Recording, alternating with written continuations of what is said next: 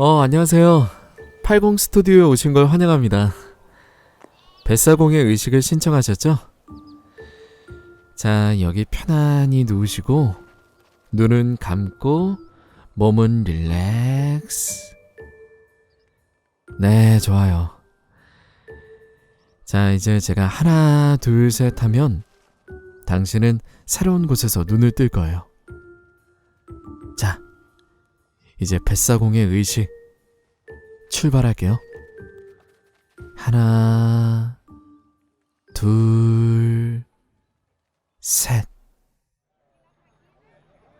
자, 이제 눈을 떠보세요. 눈을 떠보니 사람들이 북적대는 광장이 보입니다. 먼저 그곳으로 가서 당신의 주머니에 있는 돈으로 상인들에게 금덩어리를 삽니다.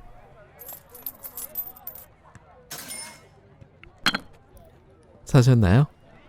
이제 그 금을 가지고 마차에 탑니다. 마부에게 돈을 내고 가장 가까운 물가로 데려다 달라고 말합니다.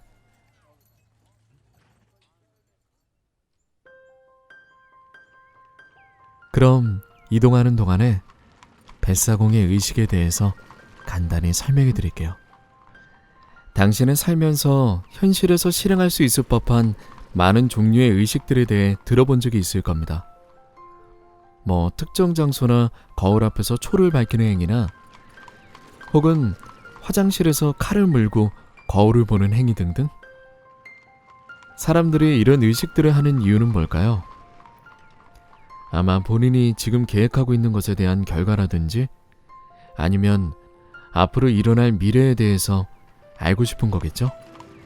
그런데 이 뱃사공의 의식은 달라요. 바로 현실에서 당신 자신을 사라지게 하는 것. 당신이 가진 모든 골칫거리들, 공포, 문제들로부터 벗어나게 하는 것. 이 의식은 겁쟁이들은 당해내지 못합니다. 그만큼 힘든 의식이죠. 그리고 만약 당신이 친구들, 가족들을 한 번이라도 그리워하게 될 거라면 이 의식을 권하고 싶지 않습니다. 근데 만약에 당신이 이겨내지 못할 끔찍한 상황을 겪고 있다면 이 의식이 당신에게 꼭 필요할 겁니다. 당신이 그런 상황이라고 생각하고 뱃사공의 의식을 떠나보겠습니다. 뱃사공의 의식. 이 의식에 필요한 것은 당신의 광장에서 산 금덩어리입니다. 벌써 마차가 도착했네요. 벌써 하늘이 어둑어둑해졌네요. 일단 뱃사공을 만나야 하는데 뱃사공은 절대로 낮에 햇빛이 있는 동안에는 모습을 드러내지 않습니다. 지금이 딱이네요. 자, 이제 물가로 가서 당신의 팔을 뻗고 가지고 온 금덩어리를 수면 위로 천천히 떨어뜨립니다. 그러면서 다른 데를 쳐다보지 말고 오로지 금덩어리가 떨어진 수면 위만 보세요. 그러면 점점 당신의 모습이 물에 비쳐 보일 겁니다.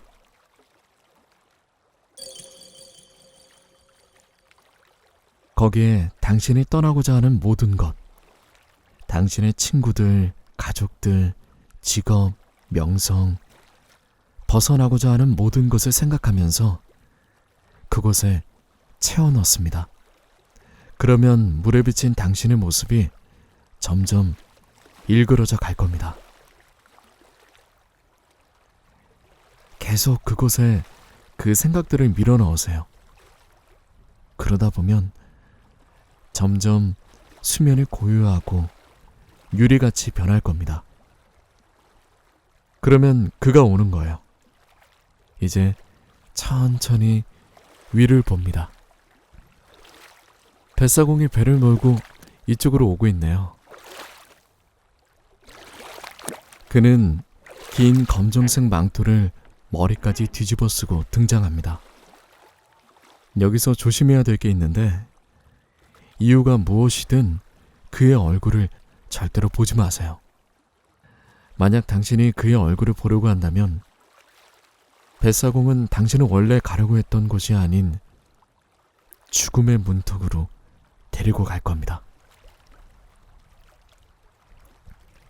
자, 그의 작고 낡은 배를 타게 되면 나무로 된 의자가 하나 있는데 거기에 그냥 털썩 앉습니다. 이제 뱃사공은 천천히 노를 저으며 출발합니다. 이때 당신은 앞을 봅니다. 앞엔 끝이 보이지 않을 정도로 광활한 바닷길이 펼쳐져 있습니다. 가는 길이 점점 어두워지네요. 이때 뱃사공은 작은 등불을 켭니다. 그 미약한 불빛을 통해서 당신은 물이 끈적하고 붉어져 있다는 것을 알게 됩니다. 응고된 핏덩이 조각들이 물의 표면에 떠 있는 것도 보게 됩니다. 그런데 핏덩이 속에 무언가가 보입니다. 머리카락이 없고 시퍼런색의 인간들이 보입니다. 그들은 당신에게 도움을 요청하듯 바싹 마른 해골 같은 손을 뻗습니다.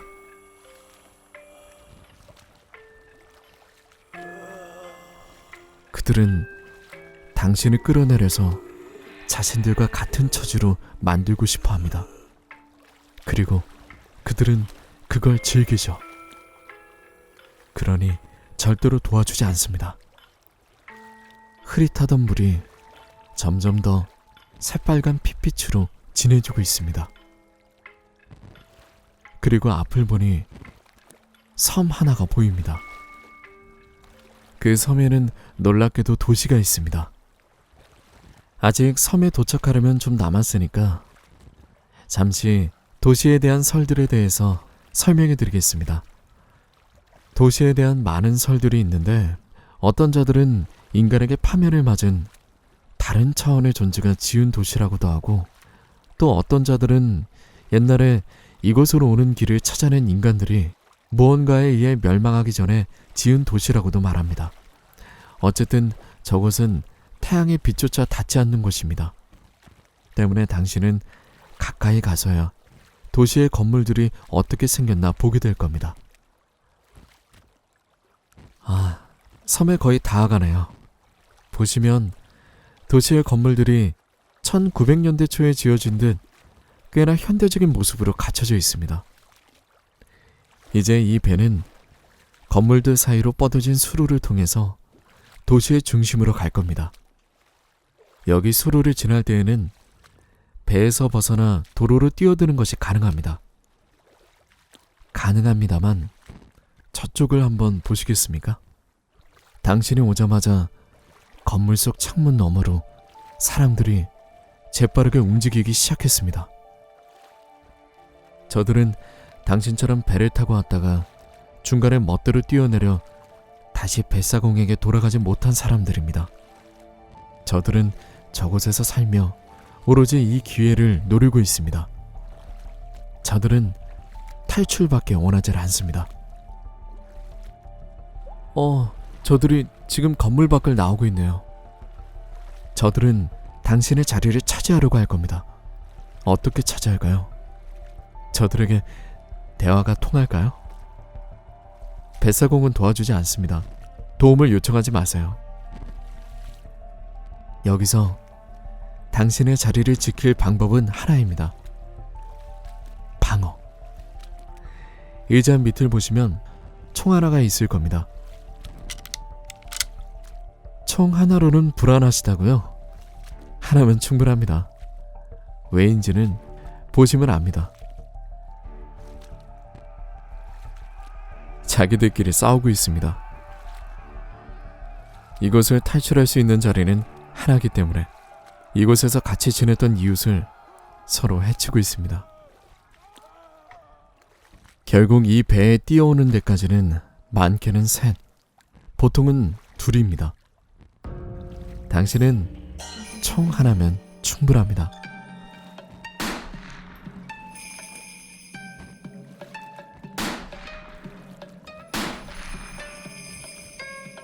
잘하셨습니다. 이제 당신의 자리는 안전합니다. 어느덧 배는 도시의 중심부에 닿아갑니다. 거대한 팔각형 건물이 보이네요. 저 건물이 이 도시의 중심입니다. 건물의 외벽에서 나오는 핏빛 분수를 보세요. 저 진한 핏빛물이 수로로 흐르고 바닷길을 만들고 있습니다. 아직 배에서 내리면 안 됩니다. 정말로 당신이 가야 할 곳은 저 건물 속에 있습니다. 그곳까지 뱃사공이 천천히 안내할 겁니다. 기다리세요. 배가 천천히 건물 속으로 들어가고 있습니다. 신기하게도 건물 속은 텅 비어 있네요. 그 텅 비고 어두운 중심으로 배가 계속 들어갑니다. 보이시나요? 건물 중심에 지름이 50m가 넘어 보이는 거대한 소용돌이가 있습니다.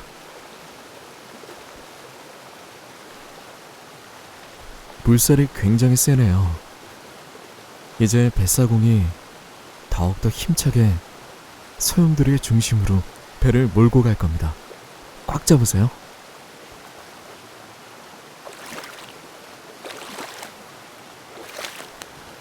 자, 배는 소용돌이 중심에 도착했습니다. 뱃사공이 이제 노를 놓고 서서히 몸을 돌려 검은 망토로 당신을 감쌉니다. 그리고 아득한 심연이 있는 그 소용돌이 속으로 당신을 거침없이 던집니다. 그렇게 당신은 깊숙한 어둠 속으로 떨어지고 그리고 천천히 새로운 곳에서 눈을 뜹니다. 눈을 뜨자 익숙한 풍경이 보입니다. 이곳은 현실이자 당신이 꿈꿔왔던 세계입니다. 멋진 집과 많은 돈, 그리고 유명한 직업 등등 조금의 모자람도 없습니다. 그런데 여기서 한 가지 지켜야 할 법칙이 있습니다. 별거 아니에요. 만약 당신이 이곳에서 가족이나 친구들을 만나게 되더라도 절대로 아는 척을 하지 마세요. 전에 어떤 남자가 의식을 마치고 마트에서 어머니를 만났는데 자기도 모르게 반갑게 인사를 한 겁니다. 그랬더니 몇 초도 되지 않아 그녀의 육신에서 피가 뿜어져 나오고 그 피가 복도를 가득 메웠다고 합니다. 그리고 남자의 육신은 아주 조용하고 빠르게 무언가에 손으로 찢기듯 분해되었다고 해요.